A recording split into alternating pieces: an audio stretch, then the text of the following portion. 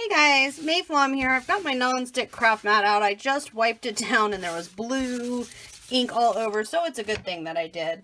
Today I want to talk to you about, well, I'm going to make a card, but I also want to talk to you about kind of planning out your projects. So specifically for a card, when I have a plan, in this case, I'm going to use these Sweet Stamp Shop stamps. I want to use specifically the sentiment and the little Mulan princess stamp. And the first thing I did was to look at them and figure out that, I want it in a certain, how I want it to look, that I want it in a certain way. I want it to be this way, and I want the sentiment to be close, but I don't want to stamp anything yet, and here's why. I want to color her separately, and I like to do this when, it's higher risk. In other words, perhaps I've got a look in mind that's going to be a little more difficult, and I want to make sure I get it right, and B, I want it to pop off the page, and the easiest, best way to pop it off the page is stamp it separately, add it on top, maybe with a little foam adhesive. So with that in mind, what I want to do is I want to make a background, and one of the things I do, I have a tendency, and I'll show you the one I just made if I can find it here. Oh, there it is. So I have a tendency to go too crazy. And what I mean by that is I wanted this to have a lot of white, and it doesn't. And it doesn't because I have a tendency to just go like too far with my color. Now, I'm not being hard on myself here. It's just, that's just what I do. So to try to avoid this, here's my plan. First of all, I am going to go ahead and stamp my sentiment because I know that I want it right there. So I'm going to go ahead and move this out of the way. And I'm going to go ahead and move this further out of the way so that I don't... I'm going to go ahead and stamp that because I know I want that right there. And I'm using archival ink because archival ink will not react. Now the other thing I am going to stamp is I am going to go ahead and stamp our little princess because I'm going to stamp her in watermark resist. This is not to be seen. In other words, when I finish this card, you won't actually see her. She's going to get covered up by the popped up one. She's just there as a marker. She's there as a marker, so to show me as I color where she is and where I want color. So by planning things out a little bit, by taking a little bit of time and going, okay, I would like this or I would not like that, you can really do yourself a favor and reduce the whoopsies, reduce the overkill. Now mine that I went too far on, the deal was I just had way too much fun. I was having way too much fun with way too many colors and I ended up making a soupy mess, wiping it all off and then going, and starting over. Sometimes those happens. And guys, I don't ever get mad at myself when that happens, and I'll tell you why. Don't get mad at myself when that happens because we learn more from the mistakes or from the whoopsies. Now what I'm going to do is I'm going to spray the center of this with some water. Okay. And then I'm going to take, let's see, I'm going to start with Wilted Violet. You don't have to use Distress ink. You can use watercolor. You use whatever you've got. Okay, and I'm going to pick it up. And I'm just going to gently touch some of it to where I put the water. And that's just, this is going to be a slow process. Okay, this is not going to be, well, slow by my standards. Not that it's going to take so long, but I'm going to slowly layer on this color. And I'm going to slowly, tap it on sometimes. Let's see, come on. There we go. So I'm going to slowly tap on some color, add in some color. I'm not going to rush this. I'm not going to rush this because that's where we get into, and I took it too far. If you've ever taken a project too far, you absolutely know what I'm talking about here. It's easy to do. It's easy to take the project and go, oh, there I go. I went too far. It goes a lot faster than you might think. Now, one thing that's going to happen is by going on to the the paper that already has the water, it's going to be a little more watered down. We're not going to stress that because what I'm going to do here, I'm actually going to add a little more water in the middle here, and then I'm going to let this We're going to see where this is at.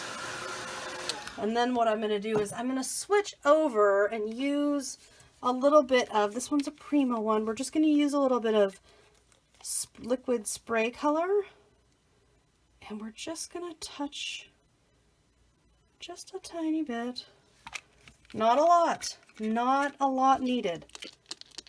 And if you need to break the tension, just add a little more water. And I know, I need to be careful that I don't go too crazy with my color, because I don't want to fill this whole thing up with color again and then go, ah, I did it. But don't worry. Remember, just keep working in small ways. There we go. That just had a little bit of a, if you have kind of a lump of color that needs to get broken up, that's a good way to do it. Okay, and notice how it's pretty much staying within where I had the water put down. It's not just going all over on its own. That's of interest because it kind of lets you control how big or small of a splatter you've got. So I'm going to let that fully dry, and then I'm going to come back with some Distress Spray Stain, just because I'm feeling like as I do this, and I'm not going to let it fully dry actually, I'm going to spray a little bit here in the middle. So I'm going to come back in with some Distress, the Wilted Violet. Okay, just a few drops. And I always liked looking at this, how it's a few drops. And then we can add a little bit extra water, and it becomes a little different. And it blends a little, it changes a little. I'm going to let this dry all the way out, although the water, I want it to look a little more, there we go. If you don't like it, just try a little bit of water. Now you'll notice it's splattering out here, so it is filling up a little more, but I'm okay with how it's filling up. I think it's going to look good. I'm excited about where this is headed. Once that is dry, you can see that some of it leaked over here. I'm okay with that. It's going to be really pale by the time we're done, and I'm just okay with it. I'm also okay with the cool little splatter that ended up happening from me spraying water. And I like how the edge is darkened and rough. There's a lot of things I like about it. I'm going to right now, though, this is the Wilted Violet Distress, and I'm going to add just a few more drops. Now, if somehow it's still wet, you can see it. It's going to bleed a little bit. I'm just going to spray this down a little bit. It's going to affect, well, it affects everything to some degree, but it shouldn't be too much. I'm also going to come in here with gold spray. Love this Heidi Swapp gold spray. I'm going to do kind of a similar thing. Now, the pattern I'm using here, I'm sprinkling this stuff where I believe I'm going to be putting sequins. And I'm doing that on purpose because it's going to give me kind of a framework here to work with. Now, you might notice how very warped my paper is. Don't worry about it at all. I'm going to let that dry. And then while that dries, we can go ahead and color our main image. So I'm just going to pull, sorry for my reach here, reach around and get a new piece of paper. And you can do this a couple ways. You can do it with embossing, or you can do it simply by stamping archival ink. It's kind of up to you. I'm going to go with embossing because I feel like the embossing is going to be my friend. I feel like it's going to help me keep things in line because I do want to have kind of a watercolor dreamy look for her. So I'm going to use Watermark Resist, and then I've got black powder here. And I'm just going to pour it back in because I do not want it to mess up anything. Oh, I poured some out. That's okay. It's no big deal. That does happen. And if you're watching this and you're like a really neat and clean and great embosser and you're like, oh my gosh, May, you're such a mess. I am a messy embosser. And that's okay. This whole thing I can just easily take off, remove, take off, scoop up. Once that is all set and you know it's heat set because it's nice and shiny, we're ready to color. So I'm gonna start, I didn't look up Mulan's exact outfit colors. I'm gonna start with her face, and I go a little darker to start, and then we'll just take some water. I'm just gonna use this stamp block actually to hold a little bit of water. If you don't have a water brush, just use a paintbrush dipped in water. I say this all the time, but it really will work. And then I'm just putting it in water. And this is why I say I started a little darker, because what I find, especially with these clean color pens that I use so often, what I find is that once I've blended and colored a bit, it lightens up. So I'd rather go a little bit darker and then dab a little off, whatever I need. And I'll do the same with her hair. With her hair, I'm going to just go. Now the embossing, the reason I did that is because it creates a nice little barrier. So what it's going to do for me is, as I color here, and again, water brush or just a paintbrush dipped in a little bit of water, either way works.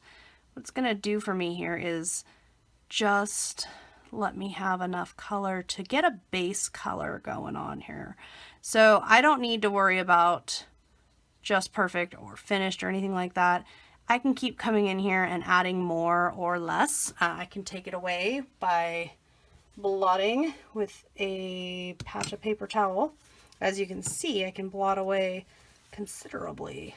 I'm going to want to use a little more color. I don't want her to be old Mulan with gray hair, although she could.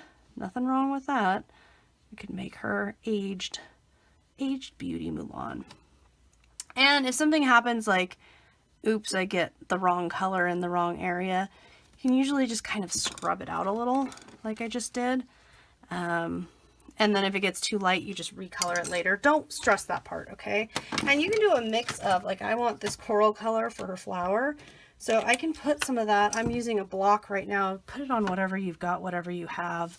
So I can put a little bit of that on this block and then watercolor in. Oh, this is going to be so cute. So I just keep adding color and blending color and on and on and on. However much or however little I need. It goes pretty quickly for a little image like this. You can take your time. You could use whatever markers you want. You could use, if you have Copics and you want to make it really, really intensely intricate, you can certainly do that. You can make it as simple as you want. You could not even color it at all. That's always an option too. I'm kind of trying to find a middle ground here for myself and adding enough color without adding so much color that it becomes a mess, because I can make this, we can make this a mess for sure. And I want her hair to have some spots where you can clearly see that it's not just solid black. So that's what I'm working on now. And I think I'm happy with where her hair and everything is at. It's looking super cute. The only thing left is the green hadn't been blended. The green was just put in there. Okay. So next up, we're going to cut her out. And I'm just going to cut her out because she's got really simple little lines, okay? All I'm going to do is just go, and I'm just going to leave a little bit of white around the edge and just go all the way around. And it's better to wait until this is fully dry, but from looking at it, it's a warm day here, so she's already almost dry. And just go around like so.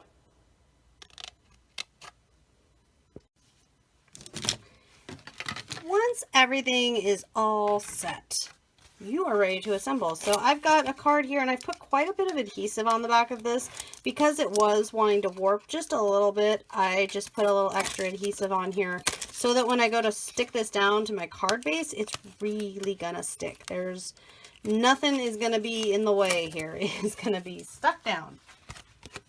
And then I will place it like so. Just press down nice and firmly. There we go. Now we're ready to assemble. It's going to go quick. See all the different pieces. And what I love about assembling in this way and planning out my card making in just a little different of a way here like this. What I love about it is that by doing it this way, if I mess up one part, it's only one part. The rest of it's not messed up. And I love the freedom that gives me to just play and enjoy. And like I said, we put her over and you can't even see. Then all that's left is I get to pick some sequins and things. And let's see. Oh, you know I love my sequins. So I'm just looking around here though. Ooh, you know what? I'm going to go with gold. So I've got gold ones here. And I've got my trusty little dish. So I'll just pour some of these into here. And then I'll just for this, I like to use a glossy, this Nuvo Crystal Glaze works really well. But I like to use something glossy and clear because then it gives me just a little, if it gets seen, then it just looks like this little glossy spot and not much else. And I like that. Oh, and I love these gold stars. So we're going to put just a few little sequins here. I've got little beads I could put in here as well if I feel like it, but I think I'm going to just stick to sequins. And then I'm also going to go with a little bit of glitter glue, and I'm actually thinking I'm going to go with this one and just add just a few little dollops of glitter glue for extra sparkle. And I'm going to go like that, and then I'll put a couple, let's see, put a couple down there, maybe one right there. And just a few more of these and we're done. I love it. I love how this turned out, and I'm loving this Sweet Stamp Shop. They've got some really great stamps. If you haven't checked them out, you might want to. And yeah, guess what? I am ready to fire off this card. I'm loving how it's turned out, and I had a lot of fun with it. And I reminded myself of some things like, hey May, slow down and use less, because sometimes less is a little bit more. I hope that you get to have some craft time. If not today, then in the very near future. Thank you so much for tuning into my little video. For more, remember, be sure you're subscribing to my YouTube channel. And of course, you can check out my blog and my social media and all of that, depending on just how much of my craftiness you would like to see. Any questions, comments, or requests, I invite you to leave me a comment or shoot me an email. I'll see you next time.